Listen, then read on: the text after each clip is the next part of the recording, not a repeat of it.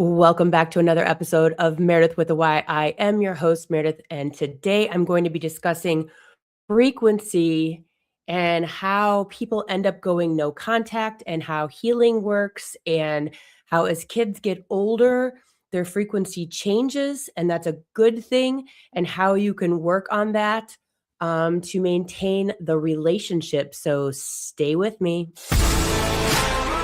Hello, everyone. This is Meredith with a Y, and I am your host, Meredith Willett. Today, we are going to go deep, changing lives, and I am giving you the keys to the castle.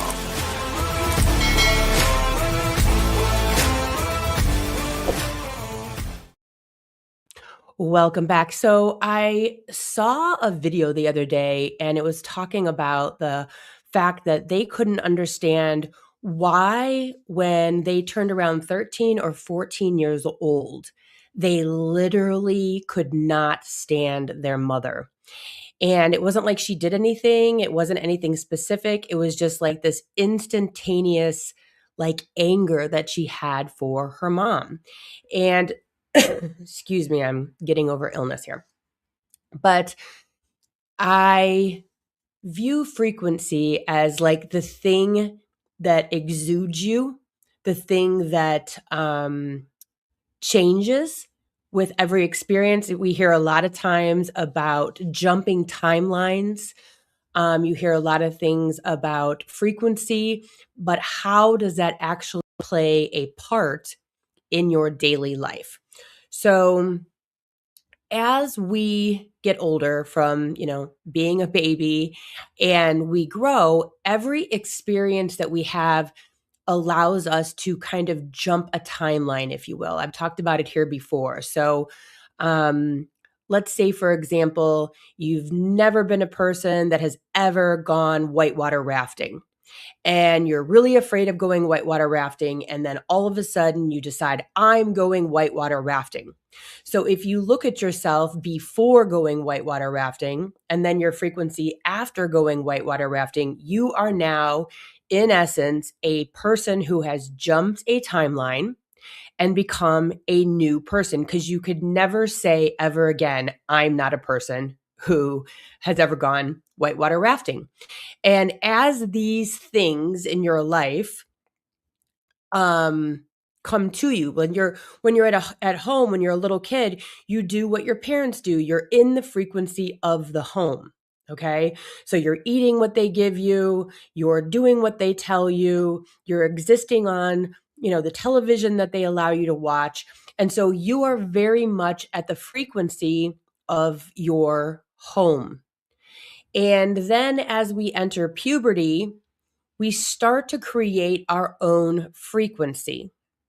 And there's a really good reason for that. And it's so that you become your own person.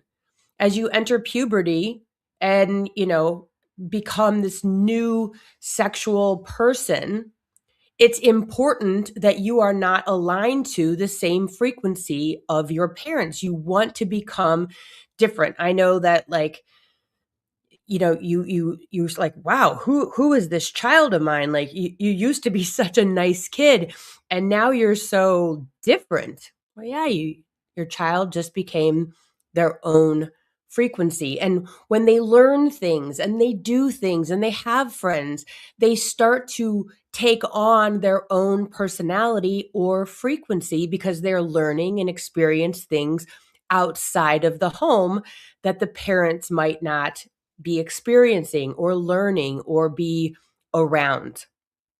And so you have all of these people living in this home that have their own unique frequency, that are on their own timelines. Okay, so now we've painted the picture, right? And so now we have this child who is going into high school, who's learning things that are new and different. They absorb the world in a very different way. Today, kids don't even have school books anymore. So when we as adults look at our kids and we're like, how do you not have a locker? How do you not go to your locker ever? How do you carry around your backpack all day long? How do you not wear a coat? You hear in the voice, it's, I don't understand. I don't understand you. And the kids are just like, you don't understand. Like, I don't have time to go to my locker. That's not what kids do. I don't even know where my locker is at. I wouldn't know it if you showed it to me. So we start to distance ourselves. We start to not understand our children. We don't understand what they're doing because we experience our own existence and our kids experience their own existence. And so there's a disconnect. We don't know what they do all day. We don't know what they're learning all day. There's a disconnect.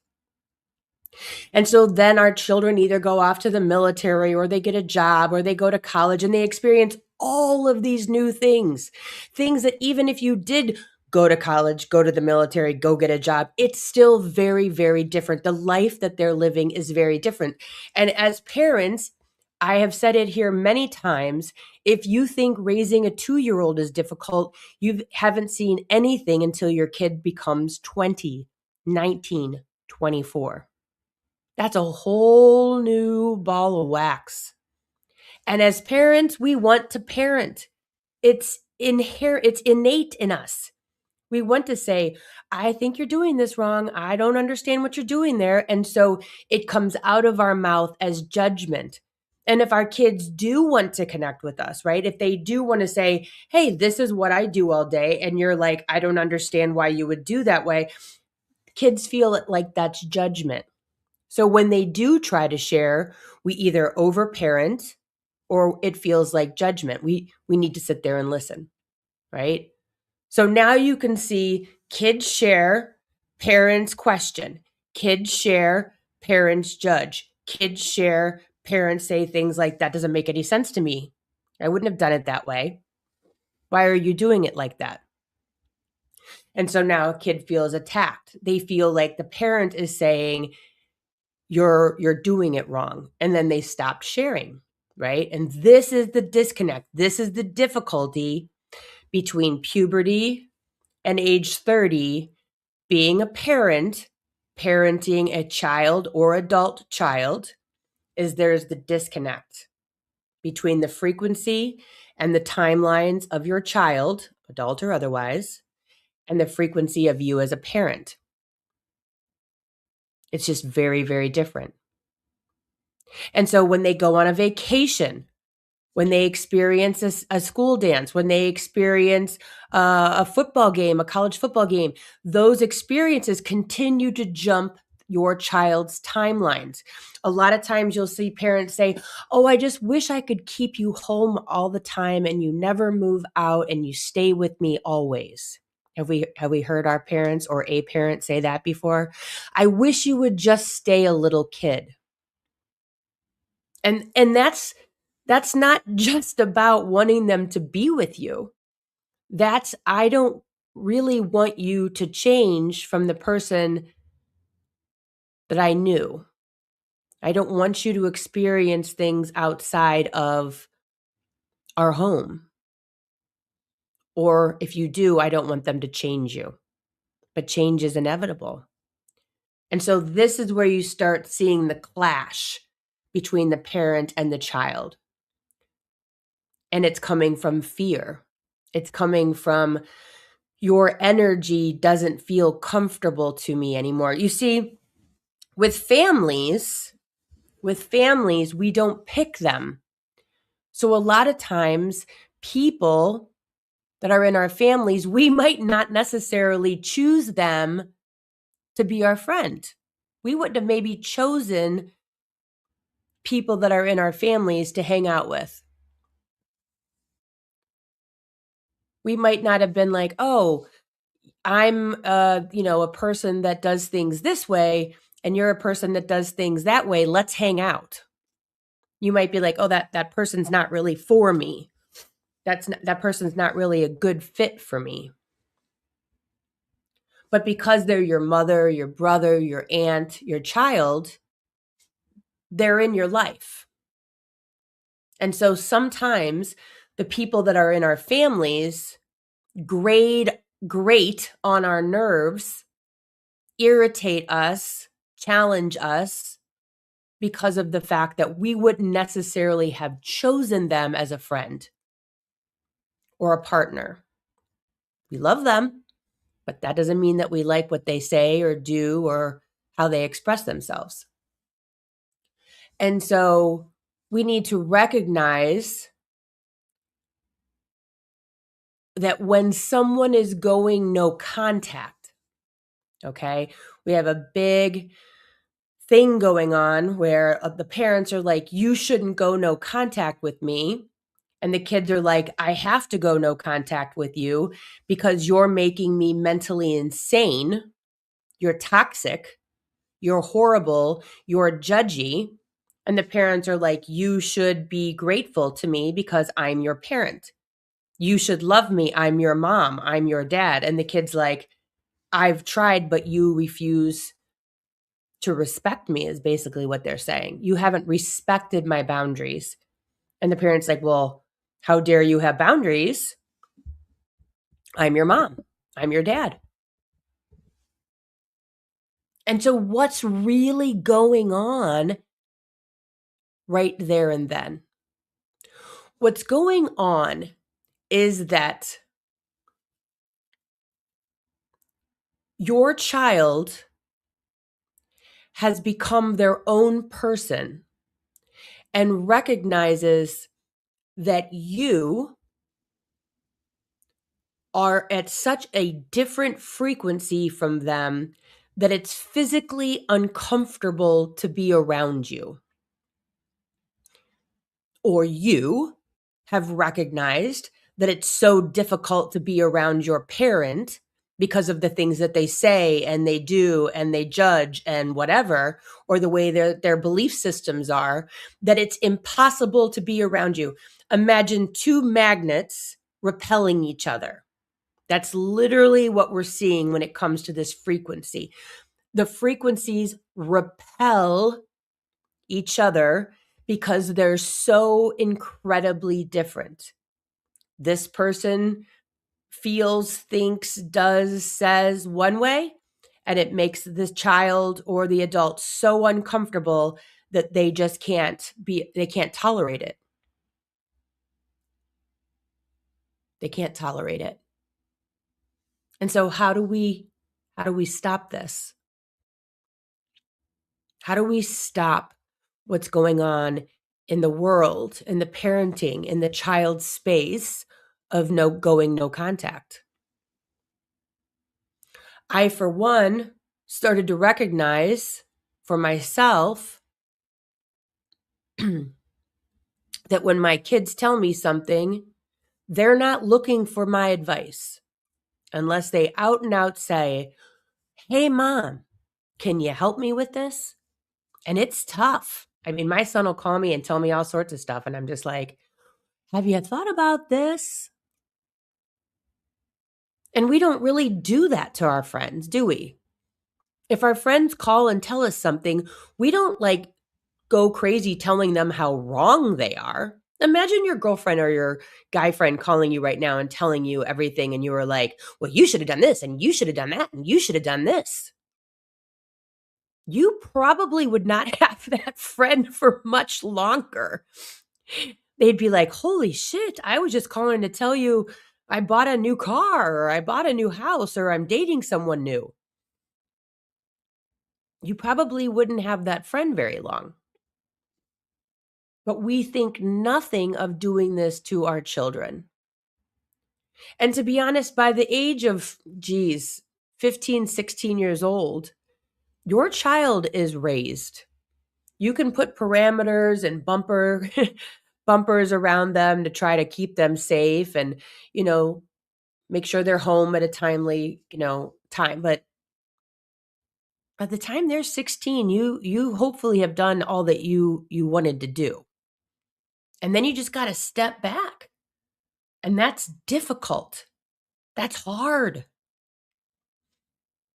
I know people that are in their 50s and 60s that their parent still judges everything they do and make all of those judgments very well known. I mean, it's like, can you imagine your friend coming over your house and being like, and why are you doing this? And why are you doing that? And you shouldn't do this. And you'd be like, I'm never inviting this friend over again, ever. I'm never having them to my house. That was horrible. That was exhausting. I didn't know what I was getting myself into with that friend. But somehow, if we're someone's parent, we seem to think that it's our right to judge them. We think it's okay. And so that you build this frequency around you, and your child has their own frequency. And if you want to maintain this relationship, it's so incredibly important that you honor their path.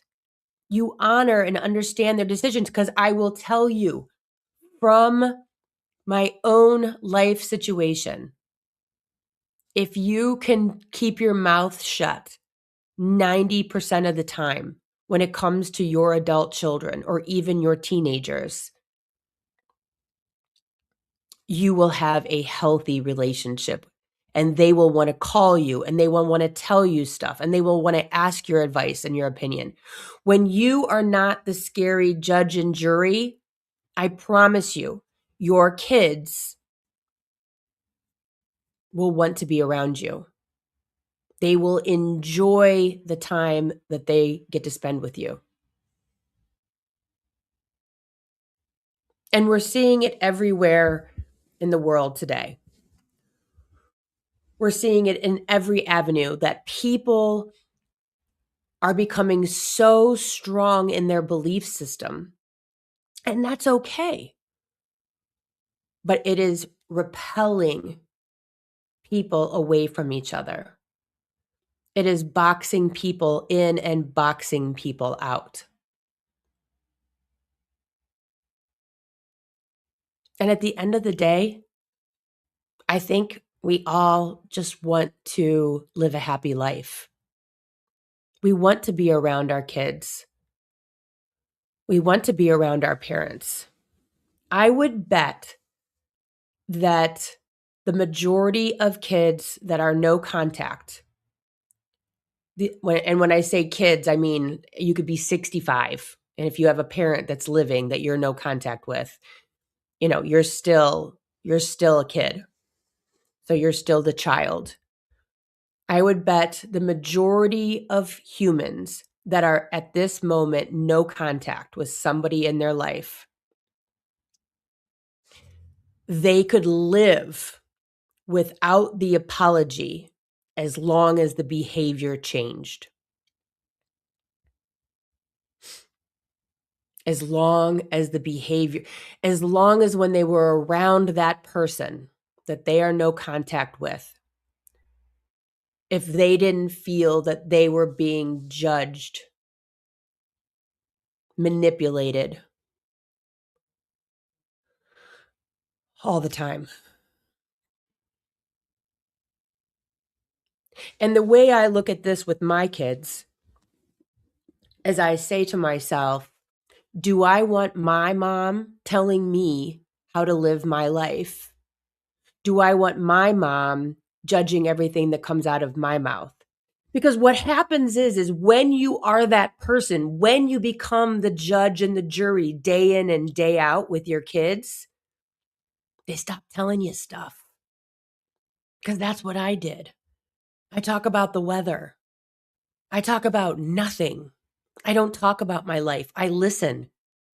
Because when you're telling someone that judges, what do? They hold on to it. They hold on to that information. They might not use that information right now, but they put it in their back pocket and then slam it on you a couple weeks later when you're least expecting it. No one wants to be told what to do. No one wants to feel like shit. No one wants to feel that they screwed up. No one wants to feel like everything I bring to you somehow ends up back in my face. No one wants that. I don't care how old you are. No one wants that. And so if you wouldn't want that, why are you doing it to your kids? Why? And then to go, My kids go in no contact with me, and I help all the time. I gave up everything for my kids. I gave them everything. That doesn't matter. That was your job. You're the parent. They don't owe you anything. I said that to somebody within the past year. I go, your kids don't owe you anything. They were so pissed. But it's true. Your kids don't owe you anything for having them. And people don't like that. People are like, yes, they do. They owe me respect. Not if you don't respect them, especially if they're adults. If you aren't respecting your adult children, but yet you expect respect, you're missing it. People want to live their life. They want to invite their parents in the house and just have a nice time. Not, why did you make this? And what are you doing here? And what's that going on over there? And you're doing this wrong. I mean, no, absolutely not. You're not going to want that person in your house again. And you're going to repel, they're going to repel you. So when you have in your head, I'd like to have my mom, dad, cousin, uncle, brother, whatever, I'd like to have them over for a cup of coffee. They're going to wait and go, I think I'll pass. Maybe not today. My nerves can't take it. My nerves can't take it. Because it's not soothing. It's not comfortable. It's not happy. It's heavy and exhausting. It's something you have to go through. And you don't want that with your parents.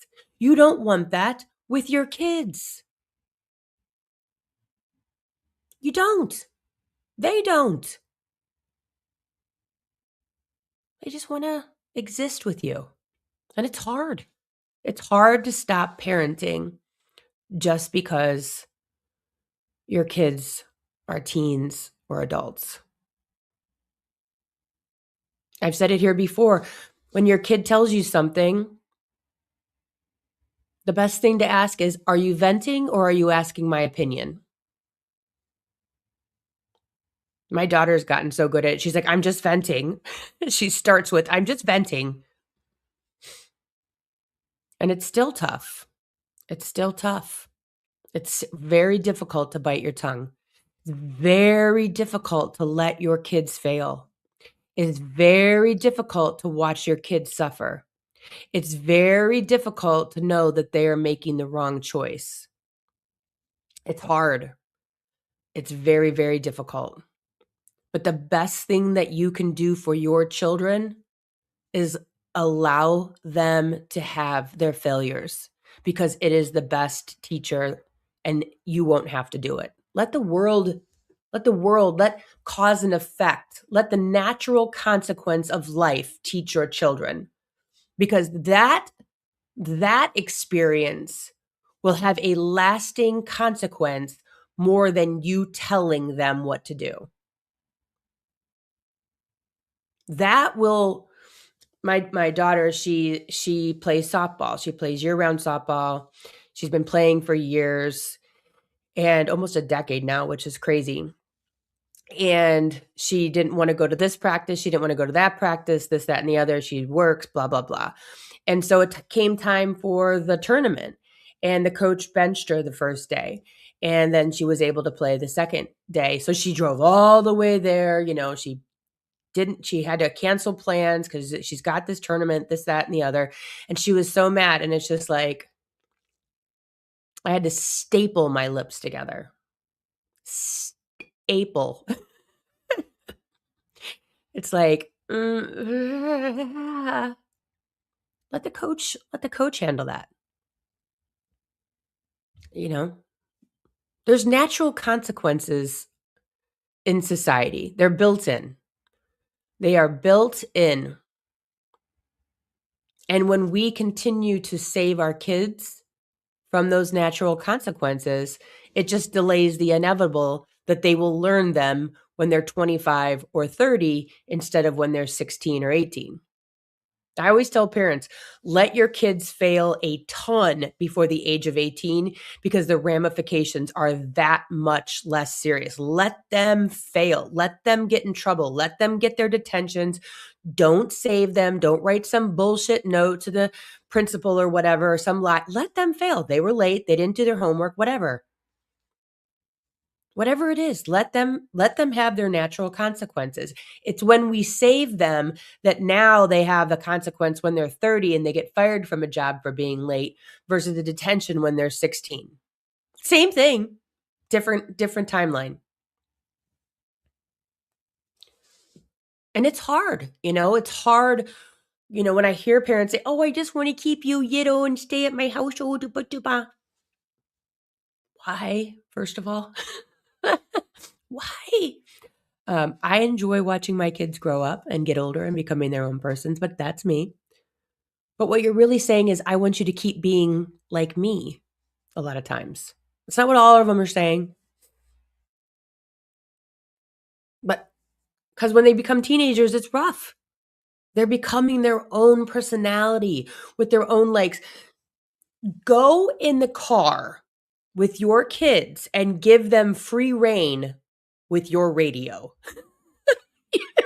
You want to learn about how different your child is than you are? Give them the controls to your Spotify on your car. Oh my gosh, you will learn so much about your child. So much. So much. It's fascinating.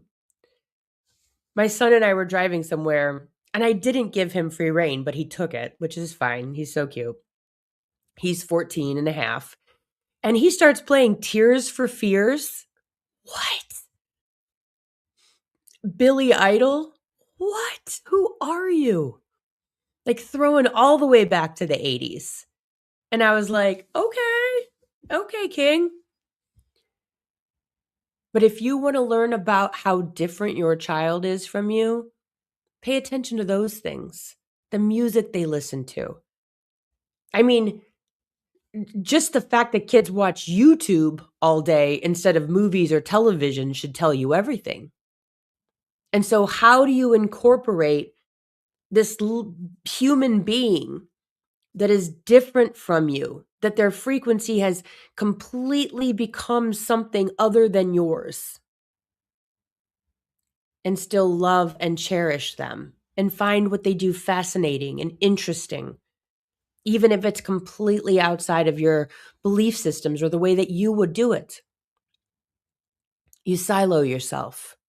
You become indifferent to what their choices are. You become indifferent as much as possible to silo yourself. I love you in spite of our differences. But here's where it gets good. How do you do that?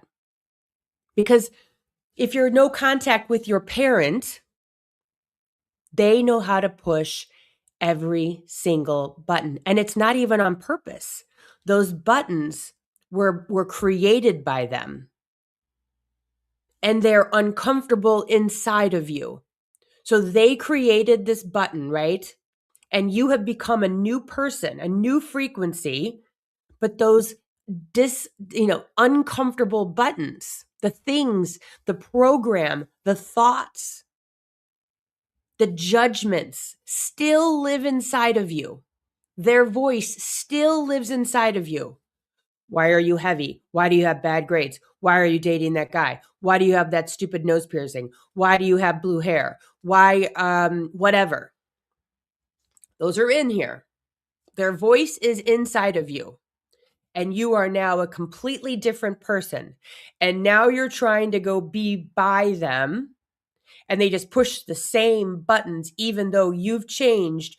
And so you hear their voice and it's like painful. And you say, please don't say that. And then they say it. You please don't do that. And then they do it. Please don't act that way. And then they act that way, right? This is the cycle. and you finally stand up and you go, I can't do it anymore. I've told you my boundaries. I've told you you can't say that. I've told you I can't be around that. And you continue to do it. So now I'm going to go no contact. Right? This is how it happens usually. And then the parent goes, I don't know what I did wrong. I don't know why she has to be so mean to me. Right? I was just saying, I was just letting her know. I was just telling his wife. Right? And so the thing of it is you have to give yourself space to remove the program. You have to give yourself space to remove the buttons, the trauma, the triggers, the frustration, the noise, the judgment, the manipulation. And you can't do that around the same person that put those there because the noise is too loud. Is that her voice? Is that my voice? Is that his voice? Is that my opinion? Is that, and this is what the 20s are for. Your 20s are from like age 19 to age 29. That's your decade to figure your shit out. That's your decade to like get away from your parents' voice. Travel, go to college, join the military, have your own opinions, find yourself, figure your shit out, get your parents' voice out of your head. Right? That's what you do in your 20s. You find your own voice. What do I think about politics? What do I think about church? What do I think about my clothes? What do I think about the guy I'm dating? What do I think about living in the city or living on a farm? And so when the voices start coming in from the outside, your parents, you don't give a shit. You don't care. Your mom's like, you should live in the suburbs because the schools are better. Meanwhile, you live in the city with your kids and family and you send your kids to private school. You should do this and you should do that. Now, what happens if you're a person who still has all those buttons of should, here comes mom's voice, boom, right to the ceiling, right? Cat on a hot tin roof, irritated, annoyed, grab me a glass of wine. I can't take it. It's too much. But if you've given yourself time to heal, your mom can tell you to live on the moon and you don't give a shit. You're like, hey, go on with your bad self. Tell me whatever you want. She's just saying words. They're only words. Those are only her opinions. She has her frequency. Now it's up to you how you absorb it. If you have not healed, those words, those judgments, those opinions are going to feel like bullets. Because you're going to start questioning, should I? Should I? Should I? Is she right?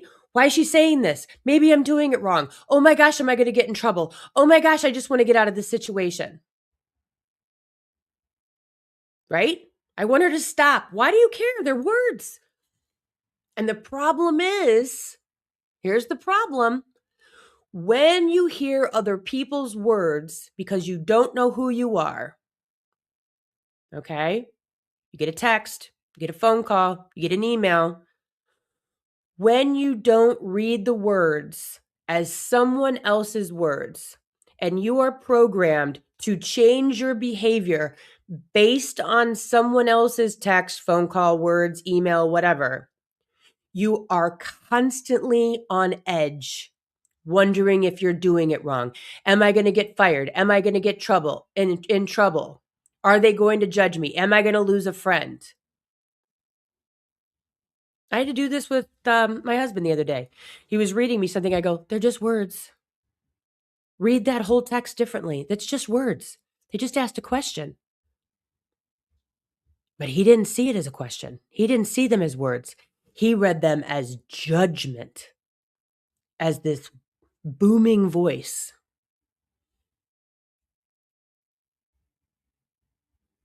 You should have 3 kids. But if you know who you are and you only want to have 1 kid, they're only words. Oh, maybe. Yeah, I see how you think that. And this is why we need to honor no contact. This is why we need to figure our shit out. This is why when our kids tell us something, we need to keep our mouths shut, especially if they're teenagers or adults. Well, I'm paying for their college. I paid for their car. I brought them into this world. Okay. Okay. Have fun with that. Because kids are smart these days.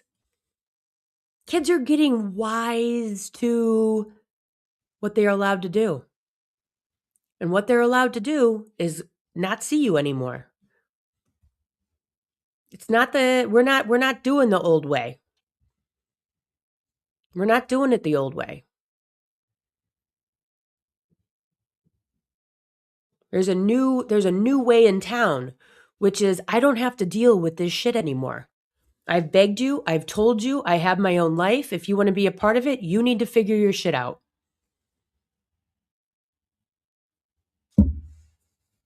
And it's frequency. Their frequency is repulsive. Your frequency to your child is repulsive. You repel them.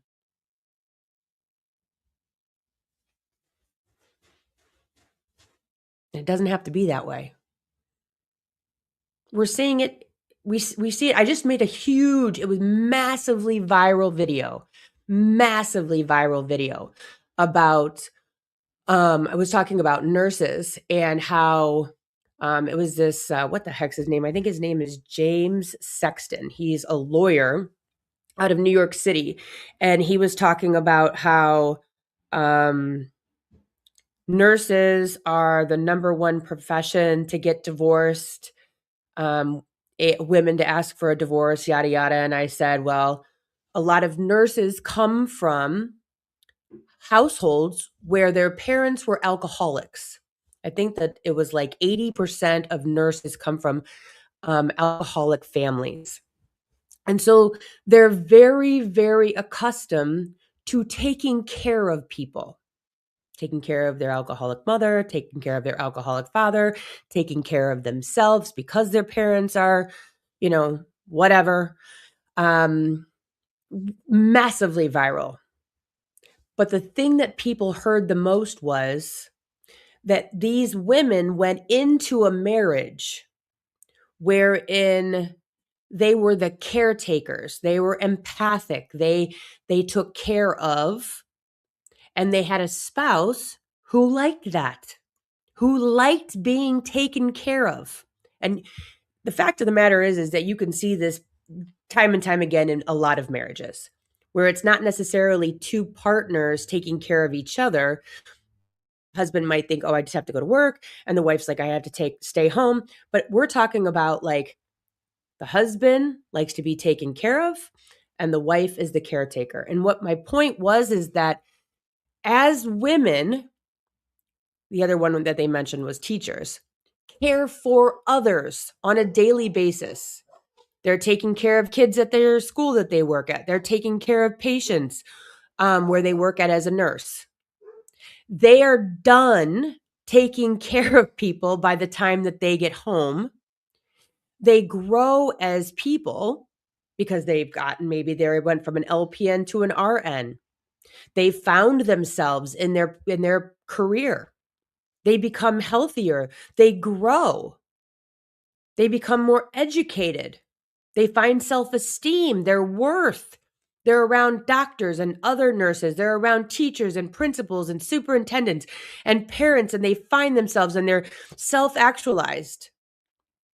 And they grow, their frequency grows exponentially based on the things that they're doing. I'm sure you can see this in your own life, that you're growing as a person. And the divorce comes when the frequencies become so incredibly different, where the spouse just wants to be cared for. They don't want to reciprocate. They don't want to grow. That's when we see divorce. When the frequencies are so incredibly different. You've got one spouse who's, going to retreats, learning in their career, hiring their education. They're constantly working on themselves. They go to the gym every day. They're trying to eat healthy. Who knows? And then you've got the other spouse who just wants to come home and put their feet up on the couch and do nothing. They don't want to grow. They don't want to take classes, and that's okay. All of these things are okay. The problem is it a lot of times leads to divorce, where one partner is growing and the other partner stays stagnant. And that's the same thing with the parent-child relationship. These kids know so much these days. They're incredibly bright. They're incredibly savvy. And the parents are just like, I don't know, they're nothing about them. They're TikToks. I'm not really sure about that. They're Snapchat. Okay. I have Snapchat. I auto post, but but that's how kids communicate these days. They don't hand out their phone numbers to people. They give them their snaps. Got to stay savvy. Got to stay light on your feet. Cuz then you're part of the conversation. And if you can stay a part of the conversation with your kids, if you can stay savvy, if you can stay non-judgmental and just listen, just be, you're going to be so far ahead of the game. And if you are a parent whose child has gone no contact with you, I'm here to tell you, it's not because they're waiting for an apology. They're waiting for you to stop. Stop the insanity. Stop the judgment and the manipulation and the tears and the chaos. Just stop. Go live your own life. Let your kids live their life. Let them have dust on the top of the fireplace. Let them live in the sun, the city or the country, or travel, or never have kids, or never get married, or be whatever. They want you in their life. They're just so exhausted from the judgment. And if you are a person who's gone no contact because you just can't be around your parents anymore or whomever, it's because those buttons still live inside of you and you're exhausted. And every time that you're around them and you hear their voice, you are bing, bing, bing over and over and over again. All that means is that you've got shit inside of you that's not healed. And if it's not your parents that are going to push that button, it's somebody else. Because it will get pushed. You will read the email or the text and get triggered. If it's not your parents, it'll be your spouse. If it's not your spouse, it'll be your girlfriends. If it's not your girlfriends, it's going to be your coworkers. If it's not your coworkers, it's going to be your boss, because that shit lives inside of you. And it's not your parents. They just built the program.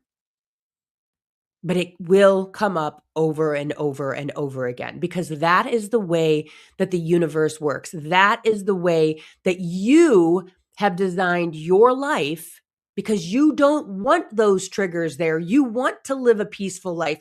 You want for people to be able to say stuff to you and not be triggered every single time. Trust me, it's heaven. It's heaven not being triggered. It's peaceful. I highly recommend Adult Children of Emotionally Immature Parents. I don't care if you're the parent or you're the child or you're the parent of a child. I don't care who you are. This book is the most important book I have ever read in my entire life. Adult Children of Emotionally Immature Parents. It's going to help you realize how you're triggered and how to undo those triggers. Buy it on Amazon. Buy big print. I'm telling you, it saves your life. It's so less stressful to read. your parents, your children, your family are the non-chosen pawns in your life that are here to change you, to grow you, to teach you who you are and who you aren't, and who you want to be and who you don't want to be. And when we go no contact without the work, it's lost. It's pointless. It doesn't grow us. And if you're a parent whose child has gone no contact, do the work. And if they never come back, well, that's unfortunate. But at least you healed in the interim. At least you healed. At least you did something. At least you did the work. Because that's all you can ask of yourself. Adult children of emotionally immature parents, read it slowly. Take your time. It's a lot. If you can only get through 4 pages a day, if you can only get to 2 pages a day, that's okay. But you need to remember, this is all frequency. And your child has become their own frequency pattern. And it is repellent to you. And you are repellent to them. And that's okay. We need to figure out a way to bridge the gap. Let them live their life, let you live your life. We are not meant to live vicariously through our children. They don't want it. They don't need it. It's not helpful to anybody. Anyways, thank you so very much for being here today. Thank you so much for listening. If you haven't followed the podcast, it's Meredith with a Y podcast, everywhere podcasts are found. If you think that someone would benefit from this podcast, I'm assuming that there are a lot of people out there who could benefit from this conversation. Please send them the podcast. If you have a minute to give it a 5-star review and a written review over on Apple Podcasts, that would be amazing. Other than that, I will see you guys all here next week. Thanks so much. Bye. Thanks for listening. If you would like to connect on a more personal level, head over to meredithwillits.com or on Instagram at Meredith with a Y for behind-the-scene footage and outtakes. Please subscribe and come back each week for more Meredith with a Y. Thanks again for listening.